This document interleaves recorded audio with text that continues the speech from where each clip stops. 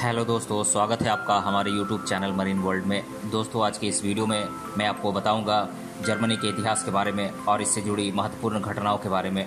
दोस्तों, वीडियो में आगे बढ़ने से पहले मैं आपसे रिक्वेस्ट करना चाहूँगा कि अगर आपने अभी तक मेरा चैनल सब्सक्राइब नहीं किया है तो इसे ज़रूर सब्सक्राइब कर लीजिएगा और अगर वीडियो अच्छा लगे तो इसे शेयर ज़रूर कीजिएगा।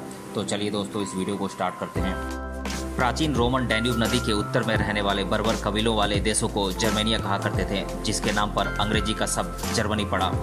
आज के इस वीडियो में जर्मनी देश के बारे में मैं ऐसी ही जानकारी आप लोगों के लिए लेकर आया हूँ। इस देश का पूरा नाम है जर्मनी और इसकी राजधानी है बर्लिन और इसका भौगोलिक स्थान है यूरोपीय महादेश में।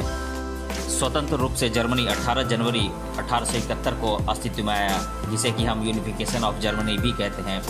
और इस देश का कुल क्षेत्रफल है 3,57,386 स्क्वायर किलोमीटर और कुल क्षेत्रफल के अनुसार जर्मनी का विश्व में 63वां स्थान है और यहाँ की कुल जनसंख्या है 8,31,90,556।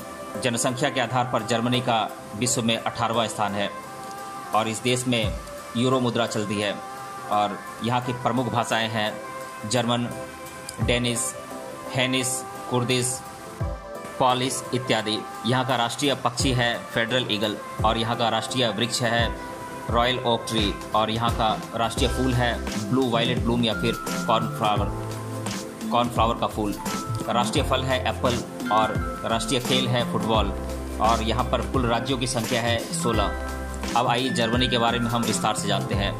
जर्मनी आधिकारिक रूप से जर्मन संघीय गणराज्य पश्चिमी यूरोप के केंद्र में स्थित संघीय संसदीय गणराज्य है, जिसमें 16 घटक राज्य का समावेश है, जो कि 3,57,386 स्क्वायर किलोमीटर के क्षेत्र में फैला हुआ है और यहाँ की जलवायु भी ज़्यादातर शीतोष्ण ही रहती है। 82 मिलियन निवासियों के साथ जर्मनी यूरोपीय संघ के सदस्यों में सर्वाधिक जनसंख्या वाला देश है। यूनाइटेड स्टेट्स के बाद दुनिया में यह दूसरा सबसे प्रसिद्ध आवर्जन गंतव्य है, यानी कि इमिग्रेंट्स सबसे ज़्यादा यहाँ पर आते हैं। जर्मनी की राजधानी बर्लिन है, जो कि देश का सबसे बड़ा शहर है। देश के दूसरे प्रमुख शहरों में हैम्बर्ग, म्यूनिक, कोलोन, फ्रैंकफर्ट और स्टुटगार्ट है। जर्मनी की बहुत सी जनजातियां प्राचीन समय से ही आधुनिक जर्मनी के उत्तरी भाग में रह रहे हैं। देश के एक क्षेत्र जर्मनिया का उल्लेख हमें 100 AD से भी पहले के समय में दिखाई देता है। प्रवास की अवधि में जर्मन समुदाय का विस्तार दक्षिणी भाग में ज़्यादा हुआ। 10वीं शताब्दी के शुरुआत में जर्मन प्रदेशों ने पवित्र रोमन साम्राज्य के मध्य भाग की रचना की। 16वीं शताब्दी में उत्तरी जर्मन क्षेत्र प्रोटेस्टेंट पुनर्गठन का केंद्रीय भाग बना। 1871 में जब ज़्यादातर जर्मन राज्य पर्शिया प्रशासन वाले जर्मनी साम्राज्य में संयुक्त होने जा रहे थे, तब जर्मनी एक राष्ट्रीय राज्य बना। प्रथम विश्व युद्ध और 1918 से 19 की जर्मन क्रांति के बाद साम्राज्य को बदलकर संसदीय वीमर गणराज्य की स्थापना की गई। 1933 में राष्ट्रीय अधिनायकत्व यानी कि डिक्टेटरशिप की स्थापना करने के बाद द्वितीय विश्व युद्ध और नरसंहार की शुरुआत हुई। मित्र देशों का कब्जा कर लेने के बाद 2 जर्मन देश स्थापित किए गए। पहला था जर्मन संघीय गणराज्य और दूसरा जर्मन डेमोक्रेटिक रिपब्लिक। 1990 में देश को पुनः एकीकृत किया गया। जर्मनी को बहुत से उद्योग और प्रौद्योगिकी क्षेत्रों का लीडर माना जाता है और साथ ही यह दुनिया का तीसरा सबसे बड़ा निर्यातक और आयातक देश है। जीवन के उच्च मानक के साथ जर्मनी एक विकसित देश है, जहां बहुत से कुशल और उत्पादित लोग रहते हैं, यानी कि प्रोडक्टिव लोग रहते हैं। देश में ट्यूशन मुक्त शिक्षा प्रणाली भी विकसित की गई है। 1933 में जर्मनी यूरोपीय संघ का संस्थापक सदस्य बना। Germany United nation, NATO, G8, G20 और OECD का भी सदस्य है। देश का राष्ट्रीय सैन्य खर्च दुनिया भर में किए जाने वाले सैन्य खर्च की तुलना में 9वें स्थान पर आता है। जर्मनी अपने समृद्ध सांस्कृतिक इतिहास के लिए प्रसिद्ध है। साथ ही जर्मनी बहुत से प्रभावशाली आर्टिस्ट, दर्शन शास्त्री, संगीतकार, खिलाड़ी, औद्योगिक लोगों और वैज्ञानिक, इंजीनियर और आविष्कारों का भी घर है। अब हम जान लेते हैं जर्मनी के राज्यों के बारे में। प्रशासनिक व्यवस्था को सुचारू रूप से चलाने के लिए जर्मनी को 16 राज्यों में विभाजित किया गया है। अब मैं इनके नाम एक एक कर आप लोगों को बता देता हूँ।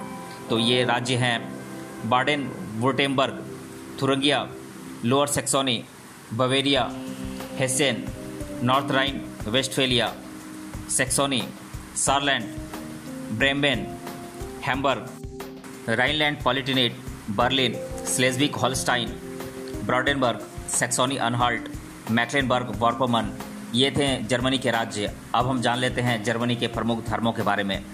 यूरोपीय महाद्वीप में स्थित जर्मनी में शुरुआत से ही ईसाई धर्म का सर्वाधिक प्रभाव रहा है, जिसकी वजह से इस देश की कुल आबादी के लगभग 67% ईसाई धर्म के लोग हैं। ईसाई धर्म के अंतर्गत आने वाले लुथेरन पंथ के लोग यहाँ अच्छी तादाद में मौजूद हैं, जो कि प्रोटेस्टेंट का ही हिस्सा हैं। इसके अलावा मुस्लिम धर्म के लोग भी यहाँ काफ़ी संख्या में बसे हुए हैं।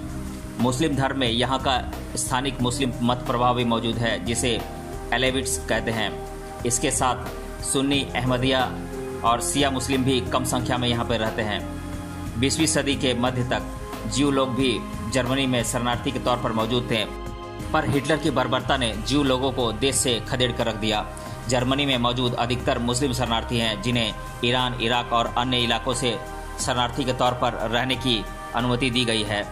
हिंदू और अन्य धर्मों के लोग भी यहाँ बहुत कम संख्या में दिखाई देते हैं, जो या तो काम के सिलसिले में या फिर व्यापार आदि कारणों से देश में मौजूद हैं। अब आइए जान लेते हैं जर्मनी की प्रमुख भाषाओं के बारे में। इस देश में अधिकतर जर्मन भाषा का प्रयोग किया जाता है, जिसके तहत जर्मन को राष्ट्रभाषा का स्थान प्राप्त है।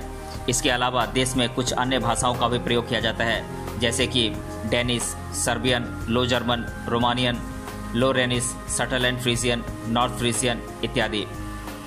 अब हम जान लेते हैं जर्मनी का इतिहास संक्षिप्त में। प्राचीन काल में जर्मनी में कुछ जनजातीय विशेष समुदाय का निवास था, जो कि आज के मुकाबले पूर्णतः अलग सामान्य जीवन जीते थे। इन समुदायों का देश के विभिन्न स्थानों में भ्रमण रहता था, जो कि संसाधनों को एकत्रित करने की प्रक्रिया का हिस्सा था। कुछ कालांतर के बाद जैसे ही ऑगस्टस ने प्राचीन रोम का शासन संभाला, तब उसके शासन के अंतर्गत यूरोप के विभिन्न देशों में आक्रमण शुरू हुए, जिसमें जर्मनी भी शामिल था। इस आक्रमण का यह प्रभाव हुआ कि स्थानीय लोग जो राइन नदी, बार्डेन बोटेमबर्ग, बवारिया इत्यादि इलाकों में बस गए, पर एशिया और मध्य एशिया की तरफ से हुए जनजातीय टोलियों के आक्रमण ने यूरोप में रोम इत्यादि क्षेत्रों में अनोखी दहशत बना दी। खून के आक्रमण इतने घातक होते थे कि जिसमें पूरे नगर को तबाह करके लोग चले जाते थे। कुछ हद तक रोम साम्राज्य के पतन में इन टोलियों का भी योगदान रहा, और जिसका परिणाम ये हुआ कि जर्मनी के हालात सुधर गए और वहाँ के स्थानीय लोग दक्षिण पश्चिमी जर्मनी में विस्थापित हो गए। पर जैसे जैसे ईसाई धर्म का प्रभाव यूरोप में बढ़ता गया, उसका सकारात्मक परिणाम ये हुआ कि लगभग पूरे यूरोप में धार्मिक एकत्रीकरण हो गया और कुछ हद तक लोग धर्म से जुड़े गतिविधियों में अधिक लिप्त हुए। 19वीं सदी में बिस्मार्क राजव्यवस्था के अंतर्गत विलियम प्रथम को जर्मनी का साल 1862 में राष्ट्रपति घोषित किया गया, जिसके अनुसार प्रशासन, व्यापार तथा शिक्षा आदि से जुड़े सुधारों का कार्य प्रारंभ हुआ। कुछ हद तक ब्रिटेन और अमेरिका में हुए औद्योगिक क्रांति से जर्मनी के साथ अन्य यूरोपीय देश भी प्रभावित हुए, जिसका नतीजा ये हुआ कि ये यातायात से संबंधित कार्य, तकनीकी विकास, जीवन शैली में सुधार, चिकित्सा और विज्ञान में तेजी से बदलाव का कार्य करना प्रारंभ हुआ। पर आगे वर्चस्व की दौड़ में आपसी विवाद की स्थिति का जन्म हुआ, जिसका परिणाम ये हुआ कि यूरोप गुटों में बंटने लगा, जिसमें हंगरी, ऑस्ट्रिया और जर्मनी का एक गुट बना, जिनका तुर्की के ऑटोमन राजघराने को समर्थन था। वहीं फ्रांस, ब्रिटेन और रसिया का एक गुट बना, जिसका प्रमुख कारण सोवियत रसिया का बाल्कन प्रांत था, जो कि विवादित क्षेत्र था, और इसी वजह से इस प्रदेश में तुर्की और यूरोपीय देश ब्रिटेन, फ्रांस और रसिया के बीच विवाद शुरू हुआ था। बाल्कन में आंतरिक स्थिति पहले से ही बिगड़ी हुई थी, और उसी दौरान 20वीं सदी के दूसरे दशक में ऑस्ट्रिया के राजकुमार फ्रांज फर्डिनांड की हत्या हुई, जिसका सारा दोष ब्रिटेन, रसिया और फ्रांस पे आया, और इसका नतीजा पहले विश्व युद्ध के रूप में सामने आया। जर्मनी और अन्य यूरोपीय देशों का अत्यधिक जानमाल का नुकसान इस विश्व युद्ध में हुआ था, जिससे दुनिया के राजनीतिक और व्यापार पर इसका लंबे समय तक असर रहा। जर्मनी में प्रथम विश्व युद्ध में जहां कैसर विलियम द्वितीय की भूमिका महत्वपूर्ण थी, उसके साथ ही दुनिया के पटल पर हिटलर नाम का तानाशाह इसी देश में उदित हुआ। हिटलर के नाजी व्यवस्था को दुनिया के प्रमुख देश उतना पसंद नहीं करते थे, परंतु नाजी तंत्र में बहुत ज़्यादा राष्ट्रनिष्ठा, त्याग, समर्पण और महत्वाकांक्षा थी। पर उसके पड़ोसी देश तथा अमेरिका, रसिया जैसे महाशक्तियों से विचार कभी नहीं जुड़ पाए। 20वीं सदी के चौथे दशक में हिटलर का नाजी तंत्र चरम सीमा पर था, जिसमें उसने बर्बरता से कई हजार जीव लोगों को जहरीली गैस के बंद कमरों में मार दिया। और इस घटना का विश्व पटल पर कड़ी आलोचना हुई और एक तरह से दुनिया के खिलाफ अकेला नाजी और पूरी दुनिया एक तरफ, ऐसी स्थिति उत्पन्न हुई। जापान के द्वारा रसिया की हुई हार से दूसरे विश्व युद्ध की चिंगारी उठ गई, जिसमें अब गुटवाद यूरोप तक सीमित न रहते हुए पूरी दुनिया में कायम हुआ और विश्व और जर्मनी ने दुनिया का दूसरा विश्व युद्ध सहा, जिसमें हुई हानि की सीमा नहीं थी। दोस्तों, ये वीडियो लंबा होने वाला है, इसीलिए आज के इस वीडियो में इतना ही रहने देते हैं। मिलते हैं अगले वीडियो में, तब तक के लिए धन्यवाद।